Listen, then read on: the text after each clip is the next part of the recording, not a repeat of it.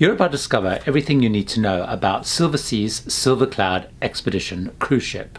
Hi, I'm Gary Bembridge, and this is another of my tips for travelers. I'm currently on board the Silver Cloud, and I want to take you on a tour and review the ship and tell you what I thought of all the different aspects of the ship.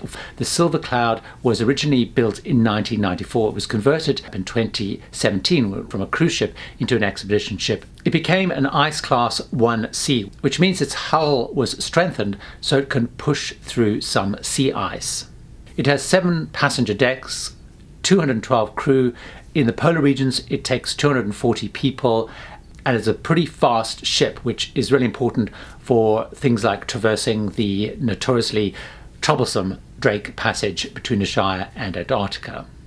During my time on board the Silver Cloud, I came to really love this ship. When I first boarded, my initial reaction was I thought it looked a little bit dated. However, I really came to appreciate the look and feel and design of the ship. I found the decor actually really appropriate, so it's not modern and brash and glitzy, and that actually works really well, I think, with expedition cruising.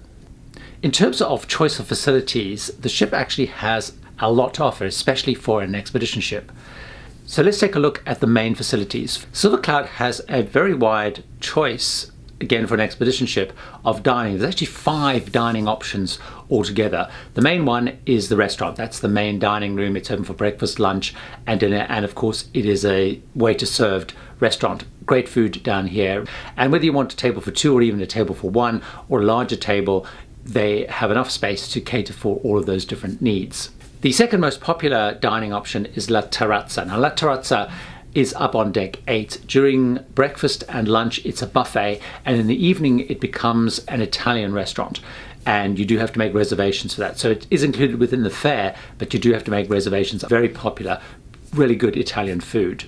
Now, on deck 8 is the grill, and this is an open-air dining space on the pool deck. And it's surprisingly popular even in the colds of Antarctica. So during the day it serves informal food, so it has lunch of things like burgers, hot dogs, and at night it becomes the place where they serve the Silversea signature hot rocks, which are the volcanic lava rocks where you cook your own meat or fish or vegetables. It's really good fun being out there when it's really cold and blowy outside, wrapped up and having the hot rocks experience. Really, really popular. The only restaurant which does have a charge is La Dame. La Dame is the very premium prestige dining experience across most of the Silversea ships.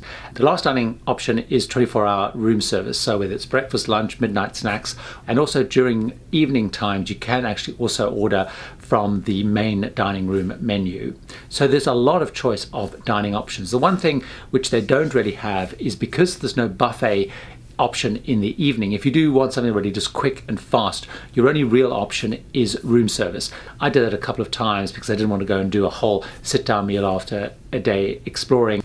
Let's take a look at bars and lounges, and there are a number of these. First of all, up on deck 9 you have Tor's Observation Lounge, which is right in the front of the ship. It's a magnificent place. It overlooks the bow of the ship and is fantastic, particularly on expeditions when you're sailing through very scenic parts of the world. It's a great space, and often what will happen is the expedition crew will be based in here and they'll be able to give you commentary about what you're seeing.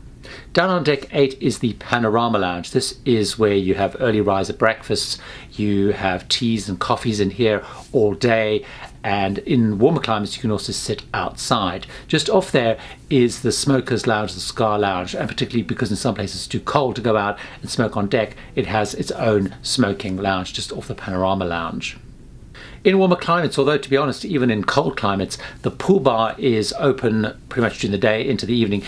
The nicest bar in my view, particularly in the evening if you're looking to have a cocktail before or after dinner, is La Dolce Vita, which is on deck 7, and in the evenings they will normally have a duo playing and performing here live music.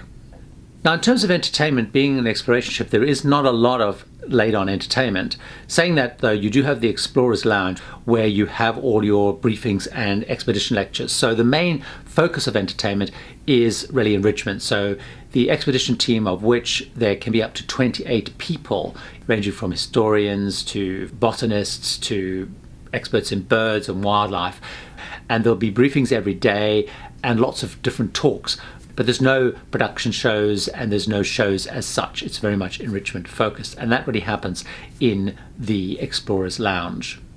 I want to talk a little bit about facilities. One of the things that I really loved is the photo center. The photo center is fantastic. They have loads of machines, both Mac-based and PC-based. On those machines, you have programs like Lightroom and Photoshop. So during the course of the cruise, you can go down there with your SD cards and you can then go and work on your photographs.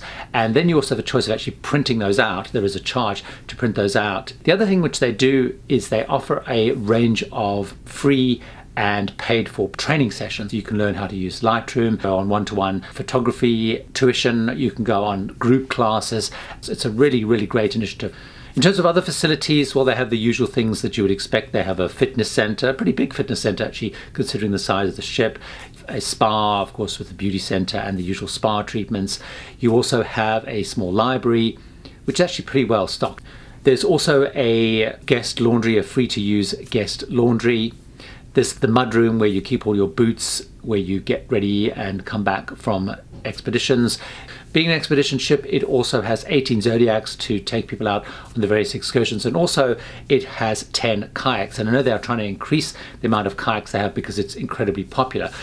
So let's talk about accommodation. Now, the main type of cabin, or should I say suite, on board Silver Cloud is what I'm in here, which is the veranda or the balcony suite. I really liked it a huge amount, and I think particularly on an expedition, if you're going to somewhere like the Arctic or Antarctica, having a veranda cabin is fantastic because there might be things like whales passing by or incredible scenery. So I found it really great that I could just go out on the balcony and take great pictures or video or whatever. Vast majority are these veranda cabins, and as you can see, really nice decor, comfortable beds, really nice bathroom with a nice big shower.